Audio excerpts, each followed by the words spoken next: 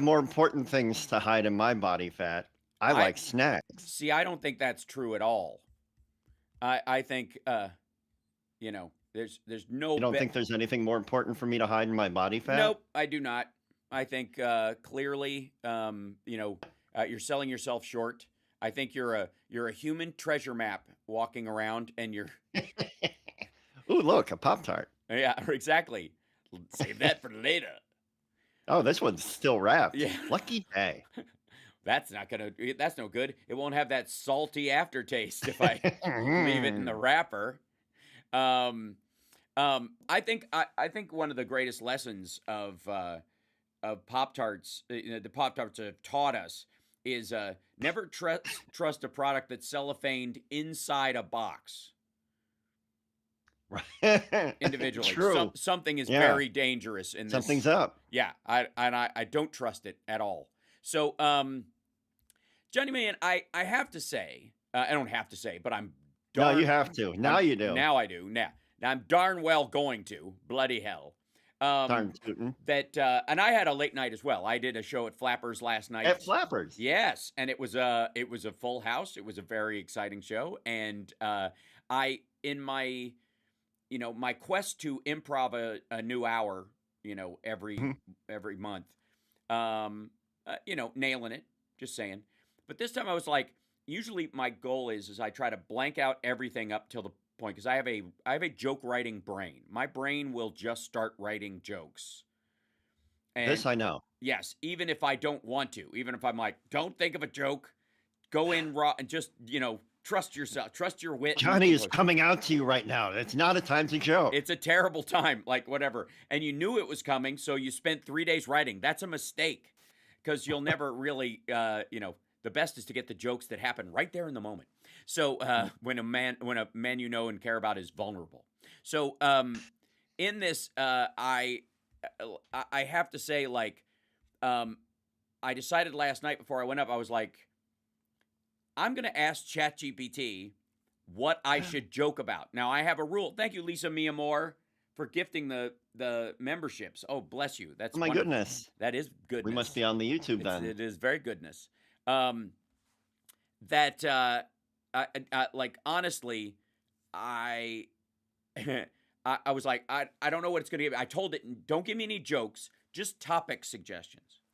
And all of its Okay. topic suggestions were brutally specific to me as a person, to the point where it was Because it because knew too much about you? yes, because I use it all the time and it's supposed to remember, right? And it's designed to remember. And Brutally yeah, specific. so it was And it's like, like you having to take your cat to the vet and stuff. well, it was like funny stories about navigating a midlife crisis in your 50s. It's like having a preteen child, like being a Freemason. Like they were just like it brought up, and interestingly enough, and this may be kismet, depending on what your religious beliefs are. I believe in I believe in three gods: the God of loving kindness, the God of lessons, and the God of completely random bullcrap. Because that one is responsible so that you don't see the other two coming and game the system.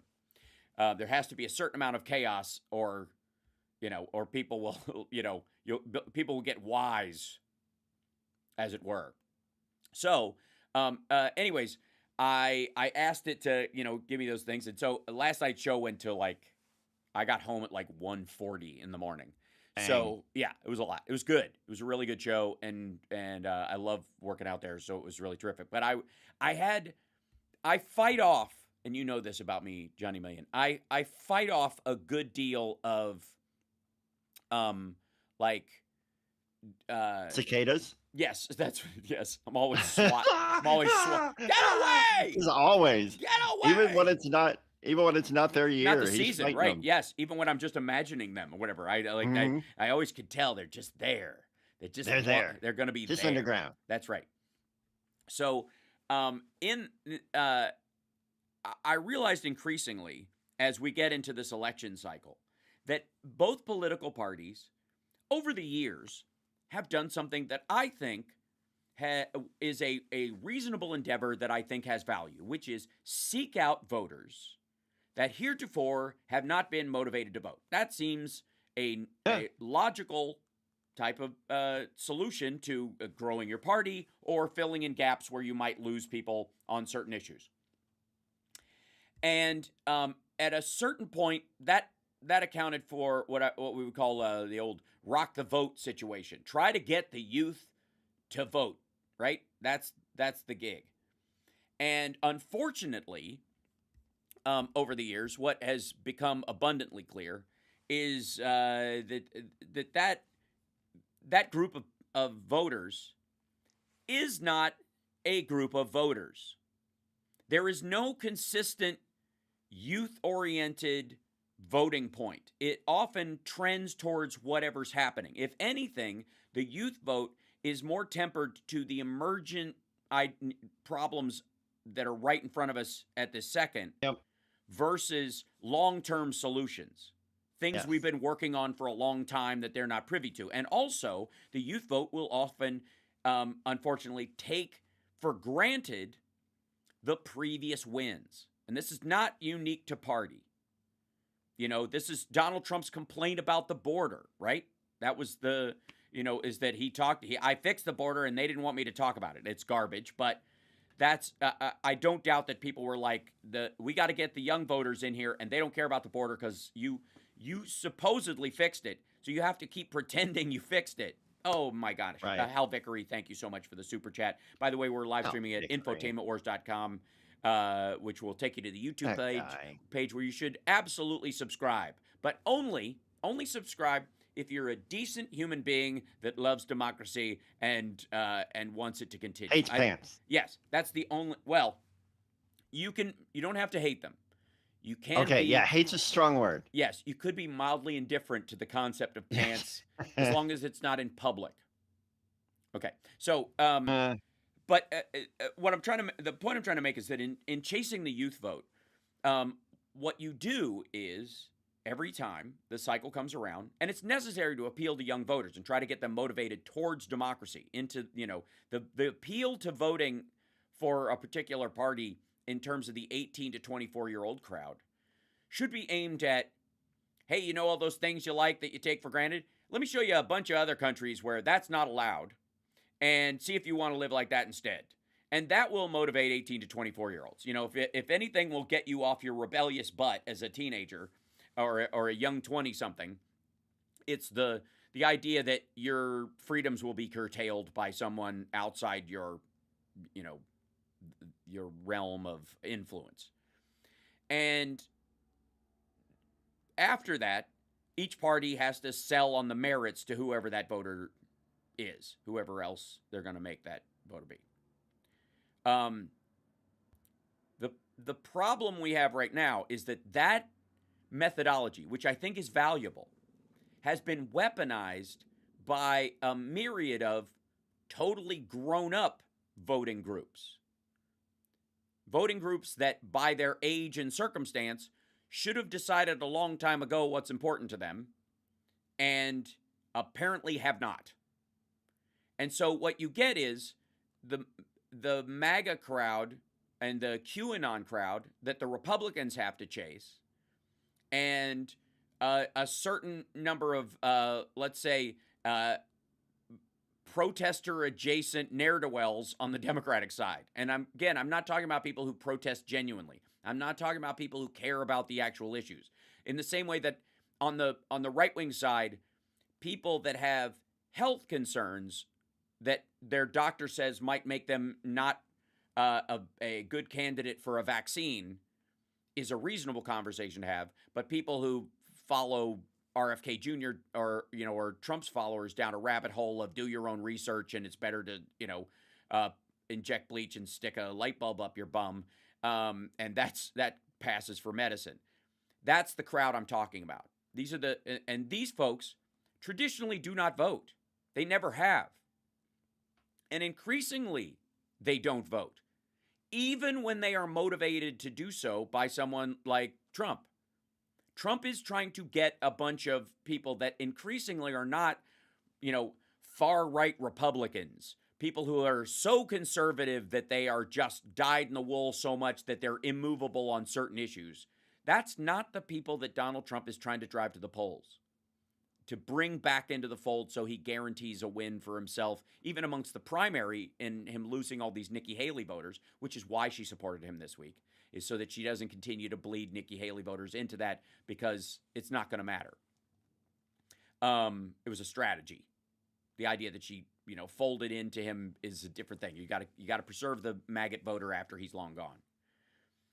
But in Donald Trump trying to chase what's effectively a weird, cacophonic group of QAnons, revolutionary Jan Sixers, wannabe Timothy McVeighs, Christian nationalists, white supremacist groups, Black Hebrew Israelites, and the Moorish sovereign citizen crowd, those increasingly, he needs those people, all of them, to vote for him, to give him a parity with the number of voters in the Democratic Party. Because there are not as many Republicans in the country as there are Democrats. So we have a choice. We can spare some voters in an election. It's not good when we do, and that's what gives us these narrow margins. But Republicans can't spare anybody. And this rhino infighting and between them and the maggots is increasingly losing them a bigger crowd. So basically what I'm saying is we're starting off the show with really good news. We got to take a break. We'll be back right after this. It's the House Sparks radio program, Megaworldwide, now with 100% more Johnny Million. Hey, think about becoming a Patreon subscriber. Patreon.com/HouseSparks. Help us out.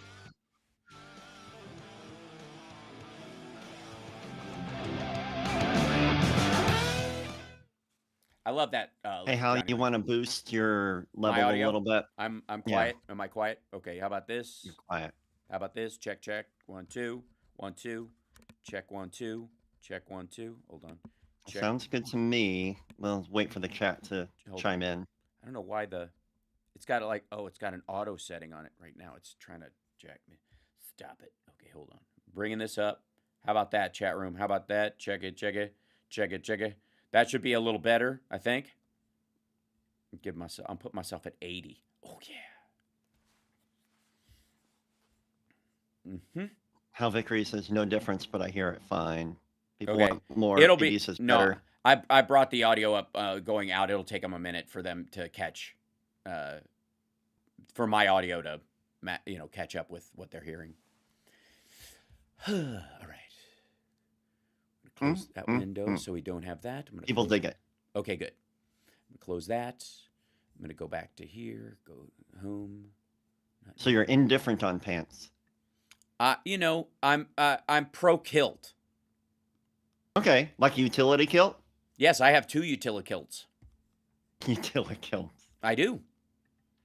It sounds like something you wear to assassinate people. Yes. I'm the Scottish murderer. Yeah. And I've got my utility kilt in. Scream freedom and then you mash them with your thighs. Stand back, Batman. 30 seconds. I'll throw my haggis at you. It's the haggis missiles. Gives you an upset stomach and makes you crap buttons for a week.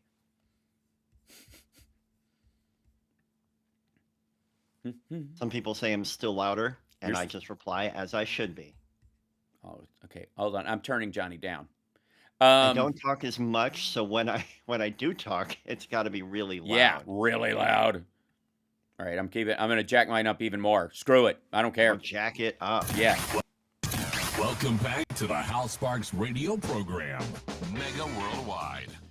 Now, I was wearing my Rock the Vote shirt yesterday. So this when I was on Stephanie Miller's show, because I do believe indeed in rocking the vote, Johnny Million. I think America rocks. I'm very pro-America, and I'm also very optimistic about our future. I know that, that even hurts some people's ears when they hear about it. But I got to tell you, it's the new rebellion. The status quo right now is everything's horrible. Everything's horrible, right? And that's the sales point of Donald Trump and his ilk. And I got to say, I'm not going to join them in that blather.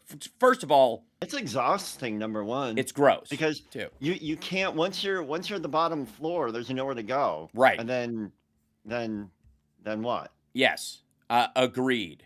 And in this That was particular, yeah. so well put. And then what? Then what do you do? I'm a Yeah. broadcaster. Well, I will say this, Johnny Million, that the your I don't know, the average person, I don't think in some ways realizes. I'm going to move this down here. Realizes just how much we kind of talk about this stuff in those terms. Like the gripe reflex. There's a, you know what? It all goes back to a great King's X song. Whatever you're doing, it can always default to a great King's X song. And there's Yeah, a which king one? Which one? Which one? complain. Yes, I love that song. I love that song. Okay, so for those that don't know, go give it a listen. It's rather heavy, I'm gonna but go it's put not. the YouTube link in Yeah, the chat. it is not. It's not in any way. I think. It's a little dated with some of the references. Budman asking why ask why. Sure, right, but if I, but it's a great rhyme scheme because if I could find my Yep. magazine, this bug would die. I complain, and I think it's a Thai song, yes, it is. But Doug sings it, of course. which is a great crossover. But there is a point where a certain amount of rebellious nature against the man, the system, and that idea is always valued. It's always good to be mildly skeptical to I guess to a value point, to a degree. But just habitually being there all the time is as dumb as being a blind follower, because effectively you are a blind follower of constant skepticism of everything. Now, Yeah. I have always, I've always, in my stand-up, one of the constant themes for me as an artist is words and phrases we take for granted. And in doing that, being a rebel or a revolutionary or an outsider,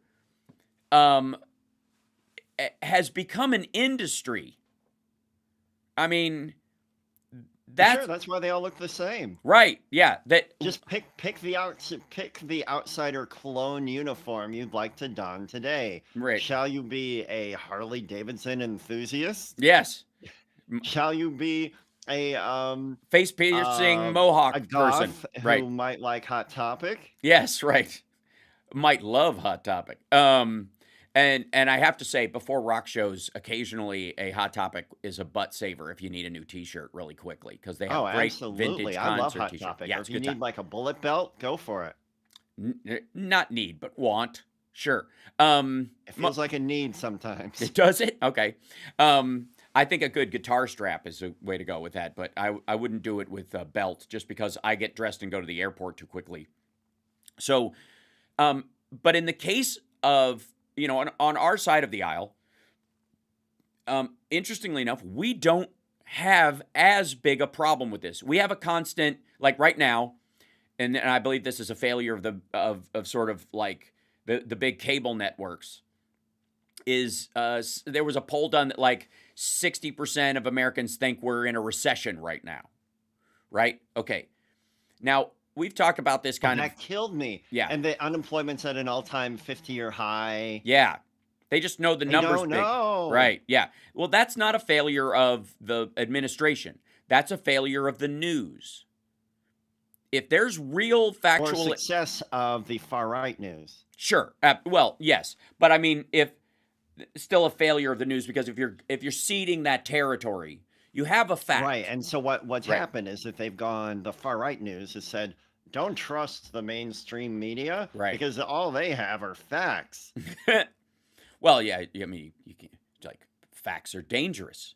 They make you question the BS story I'm telling you to It's make. the original sin, baby. Yep, that's right. Don't ask questions. And I have to say, as we look at what Donald Trump, his increasingly, vitriolic, violent rhetoric that he's using, a lot of people, and rightly so, are concerned about Project 2025, which I'm going to do a special on this week on my live that stream. terrifies me. No. It's a rebranding of what the Heritage Foundation has been trying to do since Reagan. So on the one hand, it is no different. It just has another label on top of it. In many ways, the same way that the maggots are really the Tea Party redu. They are the 1.5 beta of the Tea Party. Same people, same beliefs. If you drill down into the Tea Party, there would be a bunch of people telling you that ivermectin cures everything, especially, because they have worms. And by the way, this is your weekly reminder that if you had COVID and you think ivermectin helped you, the reason it did is because you had worms. And having a parasite is difficult for your immune system and takes resources away from fighting off other infections, and therefore, congratulations, Joe Rogan, you had worms. And hey, wear that banner proudly. You know what I mean? Who knows? Maybe if you wait a little while and you didn't treat them, you could have one just like RFK Jr. and it could eat the parts of your brain that make you not say something at a fundraiser flippantly across the table that says, you ever notice how Ashkenazi Jews and Chinese people don't get COVID? And then wonder why your campaign's in the crapper, and why you immediately started getting losing all the Biden votes you might have been getting, had to switch to independent, and are now only stealing from Donald Trump because there were literally a crowd of Trump voters who were like, "What'd you say about the Jews again? That's awesome. Well, tell me more about that." Right? So, yeah, I like his brand of crazy. Oh, it's good. It's a party. So, like I said, increasingly what you're seeing, and I sort of want to translate the rhetoric of Donald Trump, that he is trying to corral a section of voters that do not traditionally vote, do not traditionally involve themselves in democracy in general. And there are problems with that twofold. One is it's just a really hard thing to do. Anybody who tries to chase the youth vote every cycle knows this. Trying to get people motivated basically to youth voters, it's every election is a midterm, right? In their mentality. How does this apply to me? I don't really know. I've got enough problems and I barely figured this thing out. The other side is that you will always, in those situations, gain one voter at the exclusion of two. And that is precisely what is happening to Donald Trump in all these situations. And every time he gains one of these nutcases who might actually walk their butt down to the voting booth on election day, because they're not going to vote early, they're not going to bank their vote, any of that stuff. None of them trust it. All of them are, again, like sovereign citizen types. They're not going to go anywhere near the voting booth because the government's tracking you until that day, and then they're going to leave immediately before they, get shot with some sort of a dart that puts a chip in their head. For every one of those, you lose two. You lose two edge rebellious normies who want to do their own research but still have to put their kids in a public school because they can't afford private school like Donald Trump. You lose them. And he's increasingly going to lose them all the way up to the election this year. There's a reason why he lost to Hillary and Biden in both elections by large margins of the popular vote. And we got to take a break, but just letting you know, Biden will be on the ballot in Ohio in the fall. Don't get it twisted and don't get silly and don't let them panic you. We'll be back right after this. It's the Housemarks Radio program, Mega Worldwide.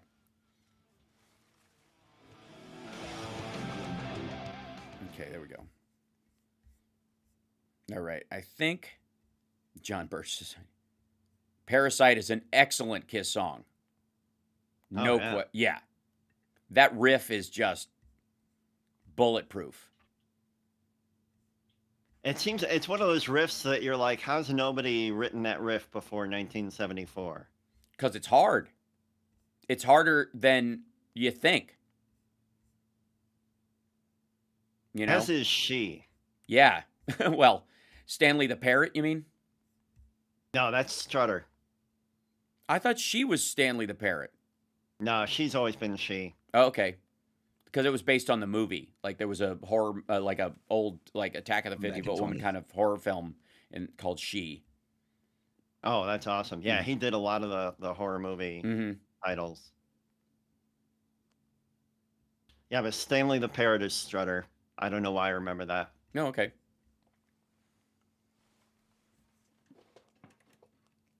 Could you ask how I know the I'm only on one brainworm day a got week. into I Junior's get it. brain? I'm gonna have to jump on GarageBand and start sawing something together. This is the House Bar Show, wow, and a guitar note, and then progressive, and all. Yeah, it's gonna be good. Hey, Hal, did you mean something like this? This is the House Bar Show, wow, and a guitar note, and then progressive, and all. Yeah, it's gonna be good. The Hal Sparks radio program, Mega Worldwide. Yeah, it's gonna be good. So, Johnny, I think I heard right before we were coming back, somebody had a question or something about something or other. So how did the brainworm get into Junior's brain? Have you seen Junior's brain? brains? I mean, most of the time that's from food and whatnot. Now, I gotta say, I don't know how many people are familiar with the fact that RFK Jr. specifically, if I may, He can sing like a bird. no, not It's at all. just his speaking voice he has a problem with. Oh yeah, well that's a vocal that he's got vocal cord paralysis. It runs in Which the would be yes, it's terrible, and it runs in the family. So his older sister or his younger sister has it as well, a little bit, not as exaggerated as his is. But he also, I don't know how many people know this, but if you want to really freak yourself out, go peruse bits of his autobiography sometime, because RFK Jr. makes Hunter Biden look like Mike Johnson's kid. RFK Jr. was Mike Johnson's kid who polices his porn usage. Yes, right. Who's on a porn leash at all times. Because RFK Jr. was an intravenous heroin user. He was notably very promiscuous. He was headed down a Chappaquiddick every weekend lifestyle at one point, and the family did an intervention. His launch into environmental law was was caused by a family organized effort to try and rehab his image because it was so bad that he was headed in such a bad direction that they started going, okay, we're gonna present you to the public as nicer than you are. We're gonna give you a project so you can straighten up and stop embarrassing us. It wasn't because of his own. He wasn't like a Ralph Nader in waiting and all this scattered ass was getting in the way. Like, I'd be a great human being if I wasn't a Kennedy everyone was trying to sleep with. Right? Because obviously that wasn't a problem for John. He seemed to be okay. I don't know why I'm talking about in past tense. He's obviously still alive and still goes to Trump rallies in Still disguise. flying planes all around the world. Yep. But RFK Jr. was, had a very shady lifestyle for a good long while. He is again. There are three gentlemen running for office in this office, and all deference to Marianne Williamson, but it's almost 2 and 2. There are 4 people running in this. 2 people have never been on Jeffrey Epstein's plane: Joe Biden and Marianne Williamson. Neither one of them have ever been on Jeffrey Epstein's airplane, have never flown on the Lolita Express. That cannot be said for either Donald Trump or Robert F. Kennedy Jr., period. They have both... Lolita Express. Yeah, both flew multiple times on that airplane.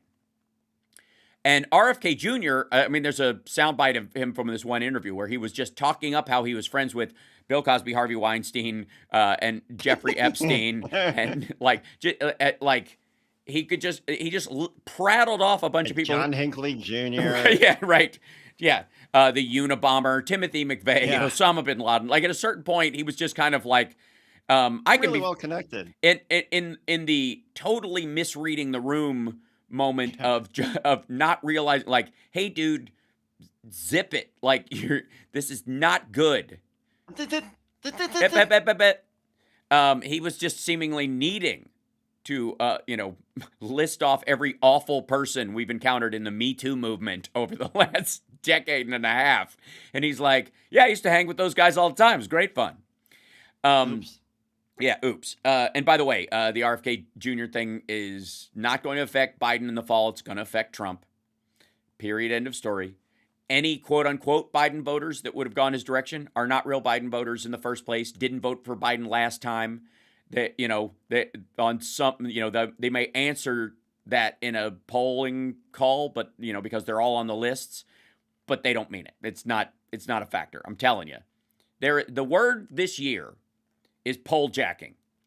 And again, this goes to like the rebellion thing that I was talking about in the first segment, which is once something becomes so normal that it can be industrialized, it can be commodified, it can be turned into a brand in and of itself, it can also be manipulated or corrupted or, I guess, attached as a sidecar to other things because you know where the gaps in its brand are, and you fill those with you. And in the case of, like rebellious nature, like, that's where Rock the Vote came from, right? That and, the kids really loved the song Rock the Boat from the mid-'70s. And it was making a Don't huge... tip the boat over. Yeah. Don't tip the vote over. I think we should do a whole... Oh, here we go. Calling Randy Rainbow. But that was really, they're going, hey, rebel by voting. Because because the conservatives and Paul Weyrich and the beginnings of the Heritage Foundation don't want you to vote. They don't. And they'll take any help from anywhere in the world to stop you. China, Russia, any oligarchy, whoever will funnel money to them through the NRA, they'll take it just to set this project up. And they've been trying to, Project 2025 is PNAC over again, is the contract with America again. It's the same thing with a different brand slapped on top of it for the new group of voters they need to manipulate into buying this crap. And they never did before, and they're not going to start now. And for anybody who's even thinking about, that either that they're worried about it or that, the MAGA crowd is going to jump on it. First of all, the MAGA crowd does not need this. Project 2025, I read it last week, so it's kind of fresh in my mind because I've been, like I said, people have been asking me to talk about it on my live stream, and I wanted to go through the whole thing. First of all, it's a lot of repeating parts from stuff we've seen before. But the important thing about Project 2025 is, who is it aimed at? Who are they talking to? Who is Project 2025 for? People, here's my knee jerk, is that it's people who actually think it will benefit them. Well, and they have no capacity to see past like this immediate thing. I like that guy. I like how he thinks. Right. Well, it'll go well for me. Agreed on the merits, but I mean, what demographic specifically? And I'll tell you who it is. Old white men. Huh? No. Old white men. Well, I mean, no. I would argue that it's in the parlance of the maggots, it would be the rhinos, and everywhere else it would be establishment Republicans everywhere, which includes the Liz Cheneys of the world, even in their mind. The old guard Republicans, the vast majority, as strong as the MAGA crowd is at controlling this, they are only able to manipulate the rest of the party because they are such a significant, they're a statistically significant size group. If they were 8% instead of 13%, nobody would listen to them. Look at the Freedom Caucus right now. Everyone is ignoring the Freedom Caucus. Why? Because they've lost 6 members and they kicked Marjorie Taylor Greene out. So their caucus has fewer votes than necessary to manipulate the rest of the Republicans who want to get reelected in their district and don't live in pure red, firebrand districts. And so they gotta have something to show for it. They can't just have a bunch of protest votes. That's the vast majority of them. That's the old guard Republicans. That's who the maggots and Trump and Marjorie Taylor Greene are clamoring about rhinos all the time. Project 2025 is a whoopee for rhinos. Whoopee. A whoopee. You're a little blanky. Oh yeah. Yeah, it is It's a designed. newlywed game. Right. It is. No, that's whoopee, and that's a whole different thing. Oh, okay. All right. I'm sorry. Yeah, whoopee is Linus's blanket. It is the toy you can't sleep without when you're a little kid. That's what Project 2025 is. It is aimed at what maggots would call the rhino class of the party, going, hey, look, don't worry about it. That thing we've been working on together for a long time? When Trump gets in, blah, blah, blah, whatever he's doing, we'll get this done. Here's our list of things, and he already chose all of our judges, so we've got him. The Heritage Foundation at this point is saying we own Trump. Project 2025 will be his implementing blueprint going forward. It didn't come from Stephen Miller. It didn't come from Jason Miller. It didn't come from Trump himself. It's the same blather that we have seen for decades from these folks. Mm-hmm. And just like any party platform, and just like any foundational agreement or contract with America kind of like branding exercise that any party has gone through, if in office, they will get a bit of it, and the rest of it will be a wash. Just like every other platform idea that they've had beforehand. And now, are they going to try and seize the judiciary and fill the gaps in it? Absolutely. And is our biggest concern that somebody like Trump is allowed to put people on the Supreme Court? Because I got news for you. The people that Biden has put on the Supreme Court, though they represent groups of people who have never been on the SCOTUS before, specifically women of color, they are very measured in their judicial opinions. They're not extremists. They're not, trying to rewrite the law. They really are doing what a SCOTUS should do. The only thing that makes them look even mildly like activist judges is the cases in front of them are so bananas that your boring, normal constitutional take on it will seem like a heavy contrast, a stark contrast to the case that's in front of you, which makes you seem like you're at the edge of an argument when you're not. They're the net at this point in this ridiculous, ping pong competition of extremities of law. Trump's, and the Republican Party's people on the SCOTUS increasingly are heat-seeking missiles for women's rights, almost singularly.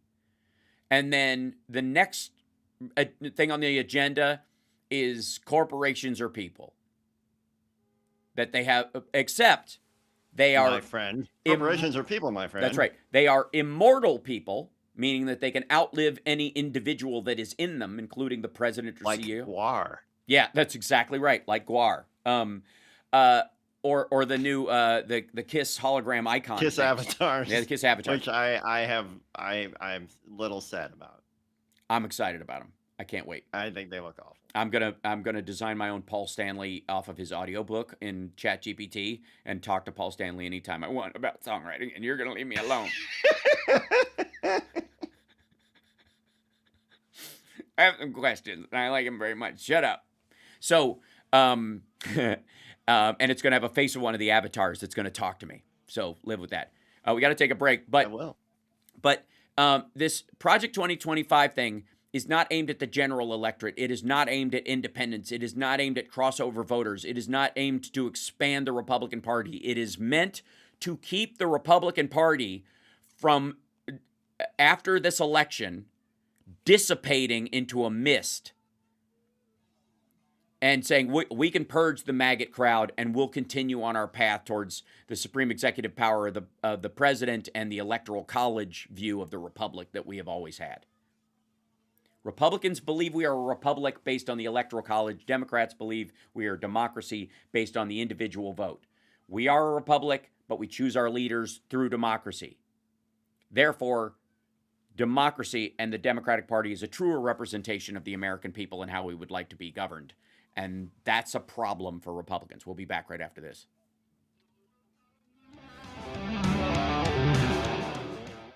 Okay. I'm going to try. I need to scoop the cat box. She left me a gift. You don't like being downwind from it? You don't? It's pretty rough right now. Okay. I'll be right back. All right, cool. No problem. Where'd my image go? What the heck? I've got a background in here, and it's not working. Hold on, everybody. I'm just giving Johnny a break in this till he comes back in. I got to watch for him. Take this. Maybe move this over here. Boop. Oh, I'm gone. Whatever happened to me? Oh, okay. It's in there. There you go. Why in the world is my camera like that? I don't understand.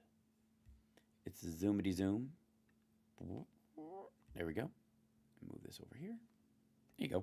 That's better. Hi. Hi, chat room, by the way.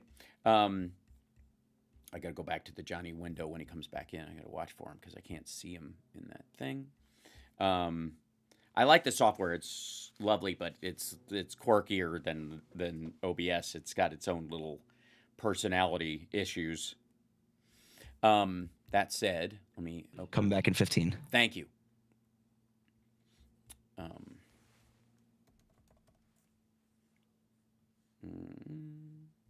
we go.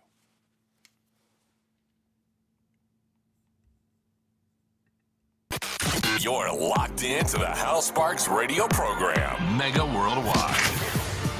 Welcome back to the show. So, the Johnny Million has stepped out to take care of cat business, and I completely respect that. Can I just say, for the record, the reason I am kind of on about this, as it were, is because I see a lot of wailing and gnashing of teeth in the, on our side of the aisle about how the election's going to go this fall. And let me tell you something. Our biggest concern this fall is not that Donald Trump will be reelected. He will not be. Let me say that again. He will not be. He's not going to be reelected. It's going to be closer than the 8 million possibly. It might be 6 million for Biden. It might be as high as 10 if all the Haley voters, put their money where their mouth is and actually show up to try and purge this guy. Because one of the things, increasingly too, that you'll see is as Republican voters want to salvage their party, they have to savage MAGA on the way out the door.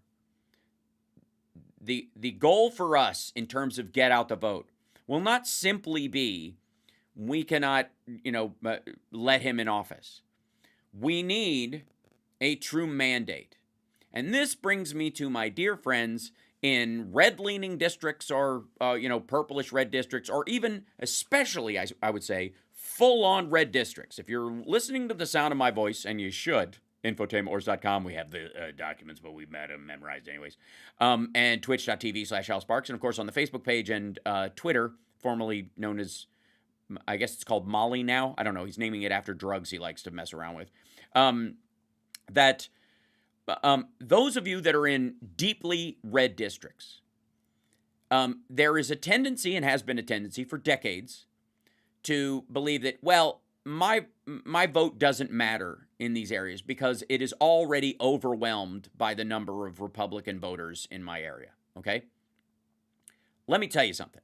Your vote from this point on matters more than other people's, more than anyone else's, because you are the voter that can help us stabilize. And Johnny's back, so bring a bit to go.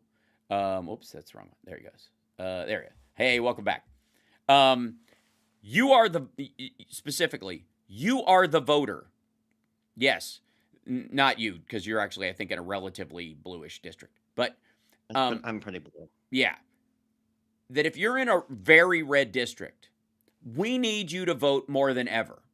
Because one of the reasons we have the Chip Roys and the MTGs and the Boberts clogging up our system, the reason there exists a Freedom Caucus at all, let me tell you something. This is the United States of America. Our flag represents freedom. The freedom even to burn it. If you burn the American flag, you make it stronger. I call it the Obi-Wan of flags, because if it doesn't represent the freedom to burn it, it doesn't really represent freedom. And if you burn it and you're allowed to burn it, you're not allowed to burn some flags in the world. You'll get in huge trouble. That's why it's necessary that we allow people, we don't encourage it, but you allow people to desecrate the flag to prove its value as a symbol of something of worth. Specifically, freedom and liberty and all the things that we all take for granted every single day when we're driving in traffic. But the fact that we have to have a Freedom Caucus is absurd. It's very silly.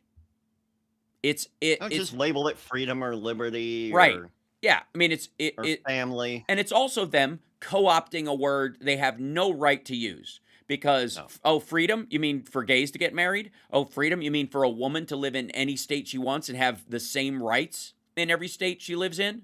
With an asterisk, baby. That's right, freedom with an asterisk. And so the freedom idea that to do what I think is okay. That's right. So the joke is, the Freedom Caucus even exists. I mean, it's cartoonishly stupid in its, in its labeling. It's not surprising that they would do something like that. But let me tell you, there's a kitty kid. If you're watching on the live stream and especially if you're a Patreon supporter, you definitely can enjoy the cats that show up on the stream a lot better. You could suffice to say that you help them not die. So Johnny's like 2 seconds away from humming a Sarah McLachlan song. But my point is that if you're in this red district, if every Democratic voter who lives in a red district, and our dear friend Major Ojeda, who's with turnleftpac.org and works in a lot of these red districts, knows full well that there are enough Democrats in a lot of these areas that don't vote, that just figure it's going to go red anyway, so why do I have to get off my butt and go do it, that it creates the illusion of a singular district. That the voter that puts it off because they don't think their vote matters creates the illusion of a mandate in these districts for the Marjorie Taylor Greens of the world. For them to literally believe when they go to Washington that their district is not 55-45 Republican, but 80-20. And when you have a district that is 55-45 versus 80-20, in a primary, you have to float people that can afford, are able to gain a 5% they might lose on any particular issue. So they got to start listening to the voters that aren't all in on their plan.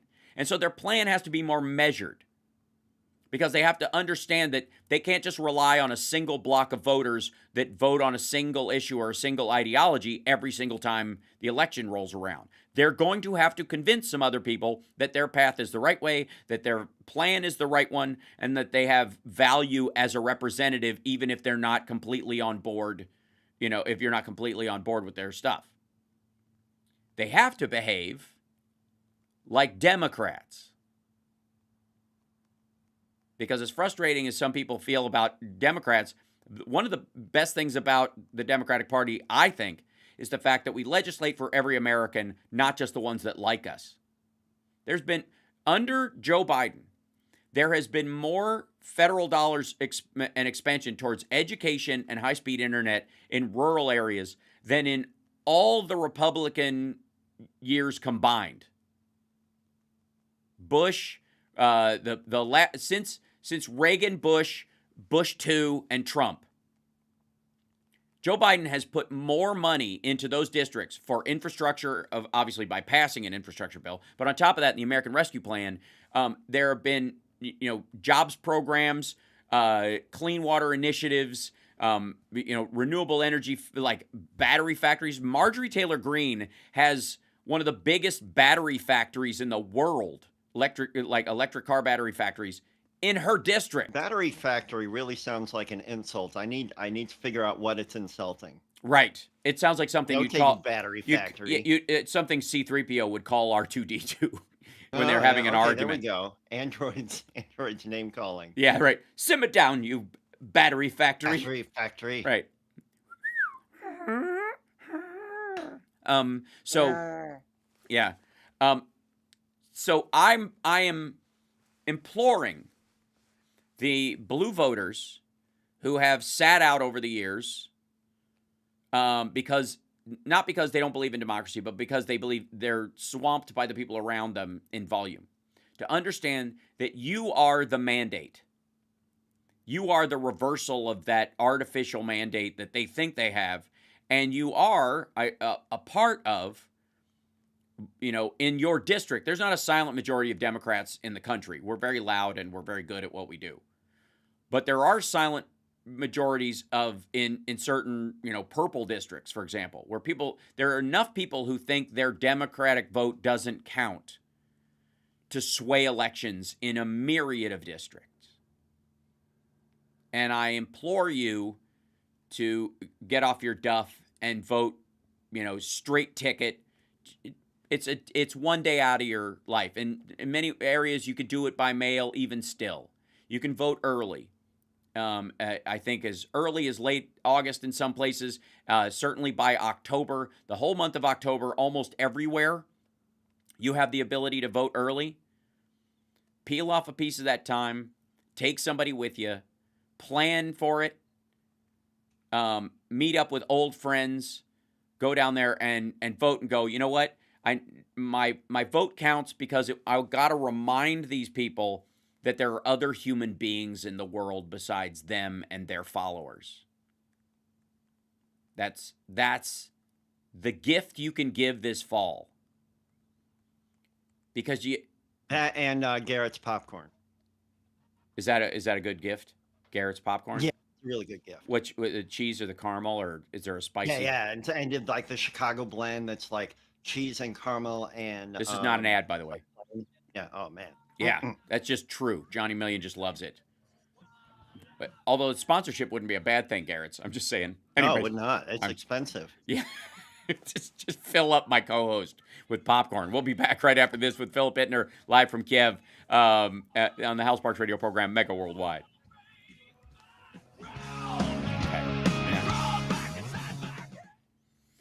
I made a point in the chat only, but some were saying that that not all Democrats are saints, and I said, here's the thing: not all Dems are saints, but when they're not, they're held accountable by their own party. Right. Yeah, we don't have a problem getting rid of the trash in our party. And also, not to get too Jesus-y about this, but tell me what anybody who would say something like that. My immediate response would be, tell me what makes you a saint. A saint. A saint. Not a reasonable human being with certain issues and the da-ba-dee-da. No. A saint. A sainted human being. A person who not only doesn't have any flaws in terms of history, but also died for the cause. Whoops, hold on. Why did that duplicate? That's very strange. Yeah, here we go. Phil, you see in the background, I think you can hear us. Yep. Okay, cool. Yep, sure can. I'm bringing you in. There's a saint.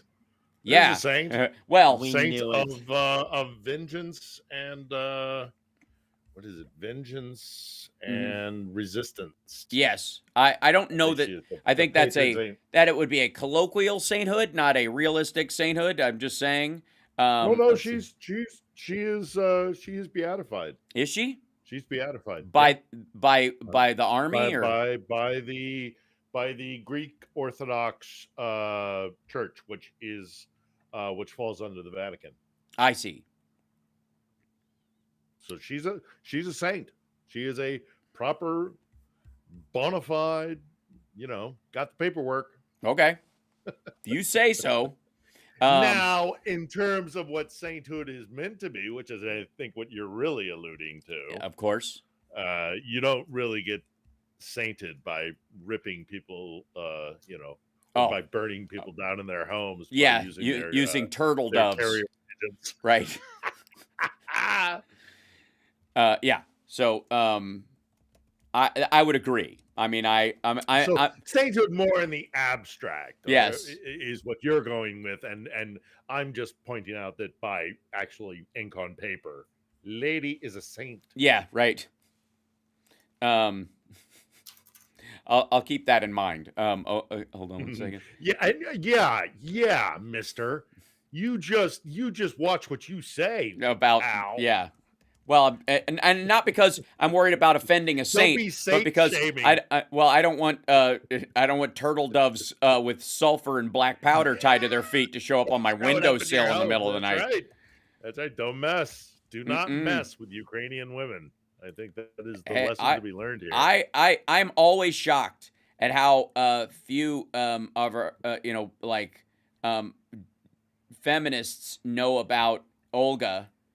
And they absolutely should. No joke. Actually, no joke. There's actually a long history of really strong feminist advocacy in this part of the world. There's a woman at the turn of the century when not this one, but the turn from the 19th the other century, right? We just had another one. The other century.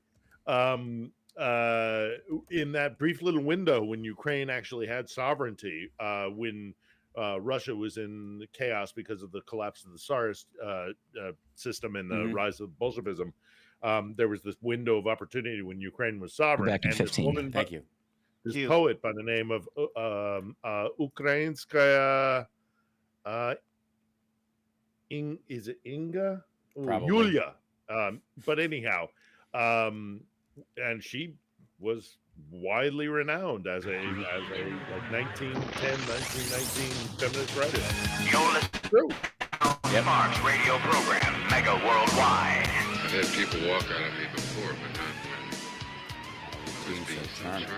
Video streaming at houseparks.com. I don't care for you or for the putrid sludge you're troweling out. Puss-faced little pimpstick. True progressive talk. Might be a good time for you guys to give up. If I welcome to the show, Philip Bittner joining us live from Kiev. How are you this fine day, sir? To start with, good. Yep. We've had a couple of warnings from Luke Skywalker today. Mm-hmm. But and by that I mean our air defense warning, which is voiced by Mark Hamill. Mm-hmm. Had that a couple of times today, but we didn't get really bad in Kiev. Kharkiv, on the other hand, took a couple of really severe shots, including to a shopping center, which is, of course, of primary military worth and value, right, and a completely legitimate target for the Russians to be hitting. It was like a hardware store in a shopping center. Mm-hmm. We're still trying to determine the numbers killed and wounded. So Kharkiv continues to get it in the neck, but here in Kiev we're relatively quiet except for the air raid sirens. Right. Chat Phil is a bit quiet. What'd you say, Johnny? Am I? Chat says Phil's a bit quiet. Okay, I will bring him up in volume. That's right. I'm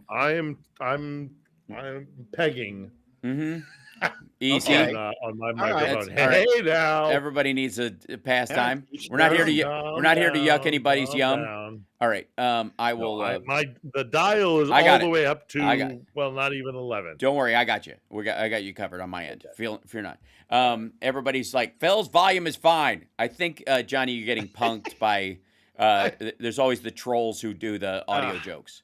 So, Darn you! oh, you Curse rascally, you. you rascally you kids. rascally with your Yeah, audio concerns, you. your fake audio concern. We have Anyways, thousands of producers. right, all Yeah, around yeah. us.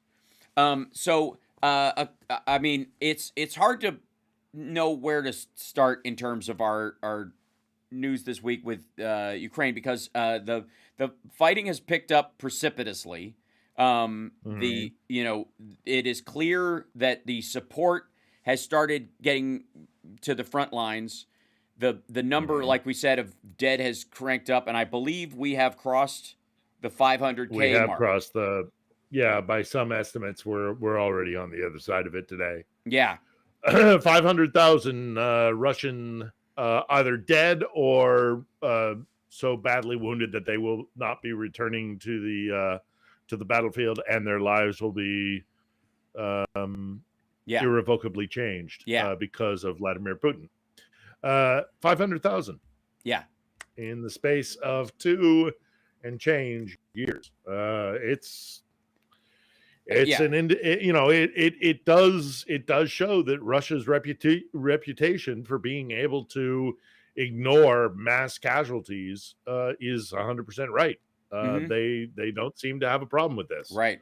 Or at least they're more to the point they're willing to suffer through it. I've made the point that we in the West look at these numbers and think there must be a threshold, and I suppose there is. But more than that, as we've discussed, I think it's actually more the loss of prestige and defeats on the battlefield and putting strategic assets like Crimea or Gotland up in the Arctic there, or up in the North Sea there,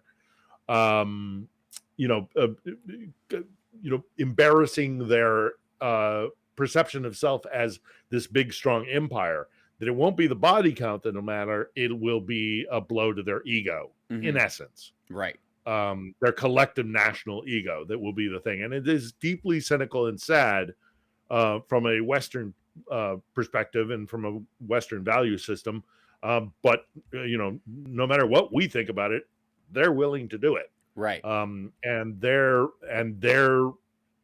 they think that they are fighting an existential war, because if they lose empire, they are not who they were. Yeah. And those of us here in Ukraine and in the wider Western world, and I argue also not just the West, are saying no, that's not good enough.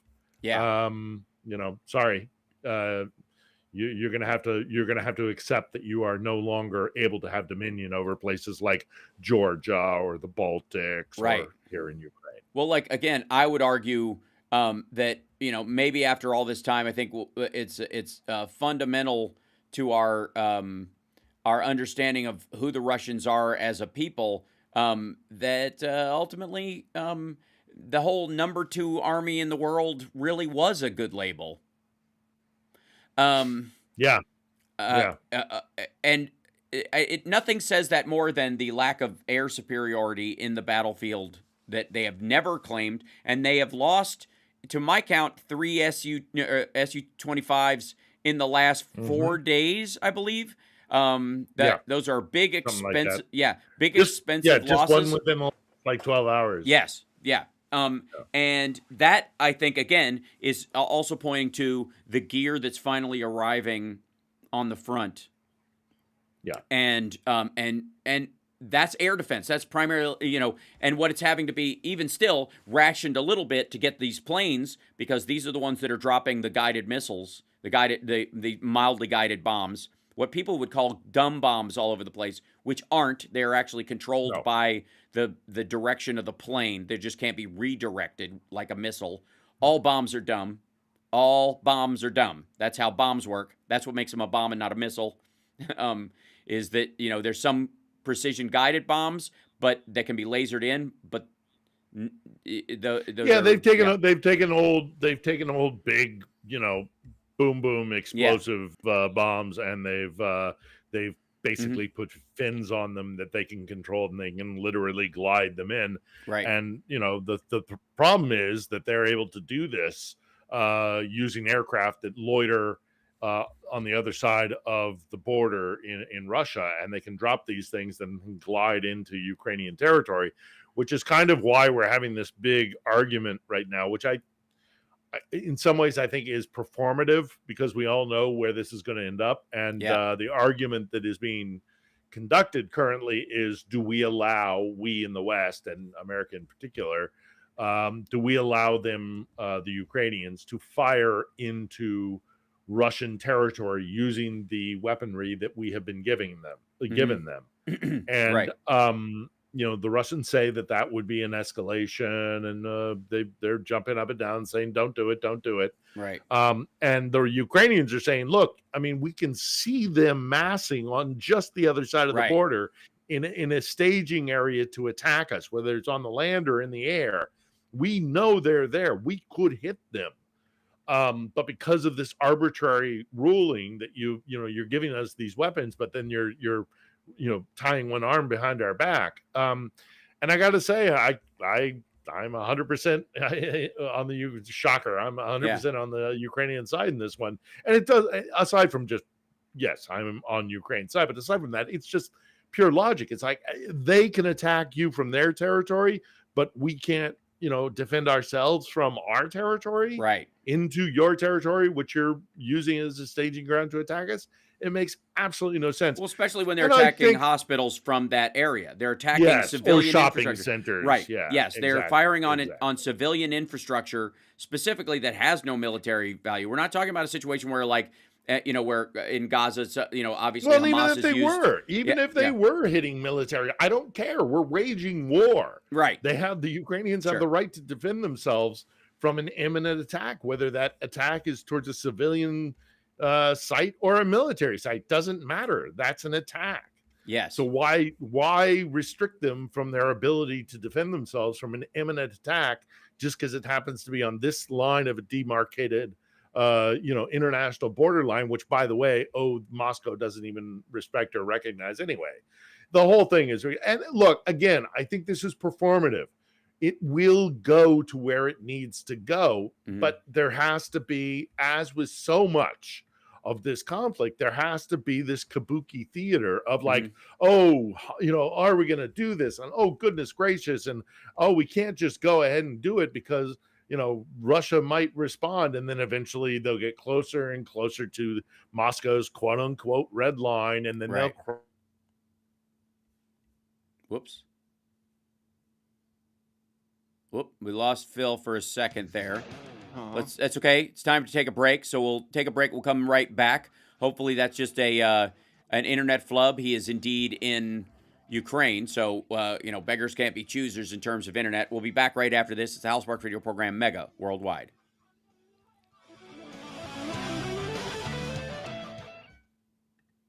Phil, yep, he's offline. He'll be back. I certainly hope so. Don't you know? I'll watch for him. Go back to here, you and me, Johnny.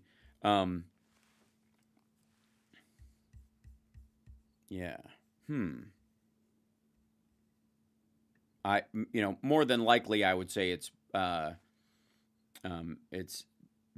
standard internet issues. But we always, we all become his mother hen whenever this happens. I hope you're okay. Are you eating enough tuna? Or not too much, I suppose. Not too much tuna. Mm-hmm.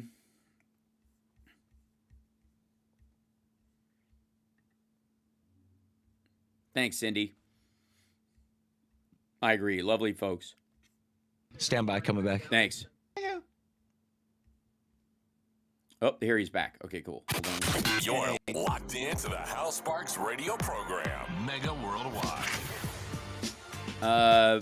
Phil's you back. Lost me. Yeah, we lost you, but then you lost me. Did. That's all right. We found you behind the couch cushion. We did. Mm-hmm.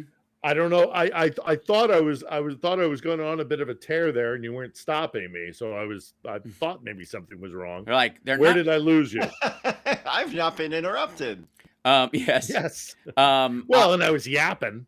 Right. Well, I think there was a momentary pause in what you were saying, so I don't necessarily think we were in a situation where you could have even been accused of being long in the tooth in terms of your. Well, I conversation. am want to be.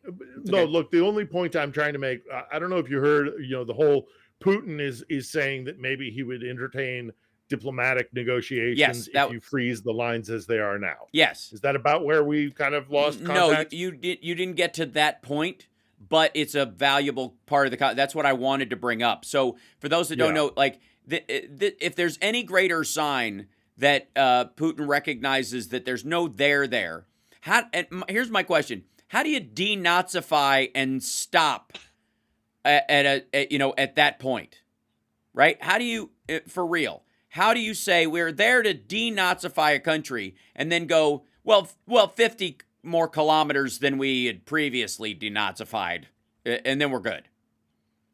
Yeah, because it reveals the cynical nature of what this entire war has been about. It's absurd. Yeah, and he knows what's about to happen, and he is drawing another one of his fictitious red lines. Yes. Which Ukraine will cross because Ukraine wants to push the invader out. And when the F-16s are in the air, and when $61 billion worth of equipment and ammunition show up here, and when eventually the Kabuki theater and the performative nature of, like, do we let them shoot into Russia is resolved, which it will, right? And that Ukraine will start to shoot into Russian territory, and ultimately probably there will be Russian civilian deaths, because Russia, knowing that they can turn this into a win for them, will, as we've seen in the past, position their offensive capability near civilian centers so that they get hit, and then they can scream bloody murder about the civilian deaths when they will have put their Grad missile systems right next to an apartment building. That will happen, right? But it will be orchestrated. All of these things combined, and many other things, it shows that Putin knows that he might be at a high water mark, and he's like, I'll just take what I've got now. We'll just call it. We'll call it. We're good, right? Yeah. Everybody's good. We're good. You good? He's having I'm a good. Trump All moment. that stuff before, I was just kidding about Yeah, all yeah. that. I'll just take this. Yeah. I'll just take this. Yeah, he's having his jerk moment. I don't need this. With blood. Yeah, blood all soaked all over our hands. But we'll just say we're good, right? We're good. Yep. Everybody good? I just need this remote and the stool and the ping pong game. That's all I need. And also, this is also in light of about a month from now, 3 weeks from now, there's going to be a what is being called a peace conference in Switzerland, in Lake Lucerne. Right. 50 countries will attend. President Biden will not be there. He's getting some criticism for that, both here in Ukraine, but wider afield, because he's apparently going to be going to a fundraiser as opposed to coming here for this quote unquote peace conference in Lake Lucerne. I'm not going to give Biden too much stick about that, because as I discuss in our next episode of On the Edge, which will be dropping tomorrow, I sat down with one of Ukraine's preeminent diplomats, former Ukrainian ambassador to U.S. Volodymyr Yelchenko, who's also been ambassador to the UN, and he was the last ambassador posted to Moscow from Ukraine. So this is a guy who is very clued into the diplomatic efforts here. And when we discussed Lake Lucerne, he was like, this is a preliminary meeting to try and get everybody on board with one single voice, and also to try and bring in other voices aside from just the West, like the global South, India, BRICS countries. Modi is going to go to Lucerne, and maybe perhaps that might influence Xi to also join in, but it is a way to gather everybody together to get the international voice as one, and then present it to Vladimir Putin in the Kremlin. And I don't know, as whether Biden being there is necessary or not at this stage, Right. or whether it would be, quite frankly, disruptive and counterproductive, because of course then Putin could look at those nasty Americans, they're ganging up on us. Right. Well, that's the increasingly the first of all, Biden's not going to leave the country That too, during yes. an election year. It's a freaking election year. Yeah. No. And especially when it's they're back and forth with the messaging about support for Ukraine, support for Israel, and all that kind of stuff. Like the idea that he would leave the country in the middle of it will be used as fodder. No. The other thing, he doesn't need to go anywhere where there's a chance that somebody would try to take a poke at him to show how weak the United States is while they're overseas, even if it was a ham-handed, high, high visibility. On the other side of things, though, I do understand like pro-Ukrainian voices who are like, you're not taking this seriously enough. I get what you're saying. You're wrong, guys. Right. Settle down. Yeah. It's and I understand it, because I do understand it. I also believe there's like an outrage industrial complex, to borrow this overuse of the industrial complex part in certain ways people talk about it, and that it has it's dual use. On the one hand, outrage, like in the United States, outrage over the border helps drive a voter block for Republicans. Also, outrage over how Republicans treat people at the border is driving Democratic groups to to get out the vote as well, because if you let Republicans control the border, they'll do these terrible things to immigrants, right? So both sides can use the outrage machine, and so people get into this.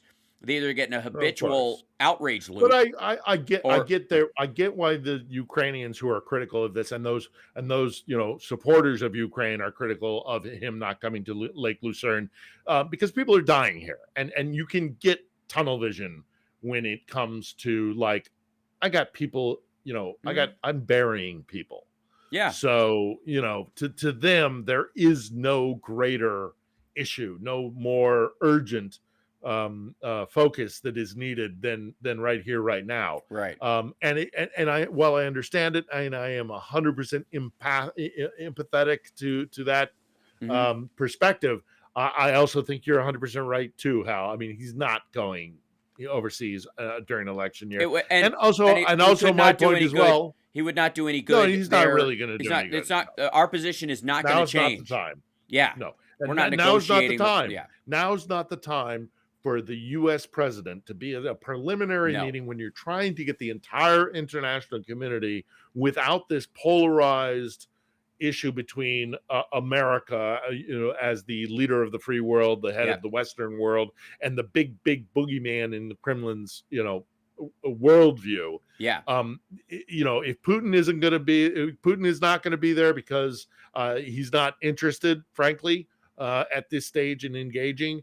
And, I don't think that the U.S. president being there, when they're trying to expand the international community's response to what's happening in Ukraine by including, like, for example, BRICS nations and the global South, if Biden were to be there, it would be used by Putin as, he's gathering this, he's ready to forcing everybody. Yeah, he's forcing everybody. It's another example of American, hegemony, pushing its dominance on everybody else. When it's that's not our job, genuine. right? Right. It's not genuine. It's not. And so if without Biden being there, you can have a Modi, you can have a Xi, you can have, take your pick. Right. And they can gather in Lake Lucerne and say, as an international community, without the influence of DC, we are objecting to what Moscow is doing in Ukraine. Right. I think that's smart. But yeah, and also all parties that have no effective skin in the game other than their trade response to Russia and their need for oil or selling goods in the world. So we're not talking about the neighboring and also the countries. General idea that a strong nation can just take the land of another nation just because you're stronger.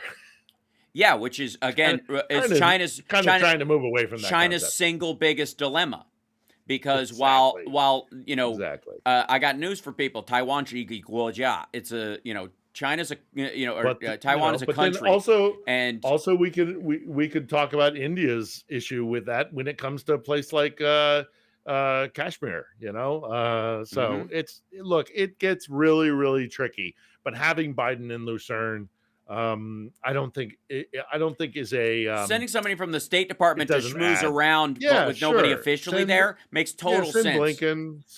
Send Blinken even. I mean, Thank you, Jerry. you know, Mhm. what have you. Yeah. But anyhow, so we have that looming large, the Lucerne meeting. We have Putin's statement that he was willing to negotiate, which is a non-starter and is political performa. Mhm. The lines out in the east are difficult. Obviously Kharkiv still coming under fire. There's some information that there are Russian troops massing on the Belarus border, which would put them within, if they were to open a front from that particular direction, it would be aimed at Kiev. Right. So I'm not losing any sleep over that, because that kind of a battle plan is that ship Stupid. sailed.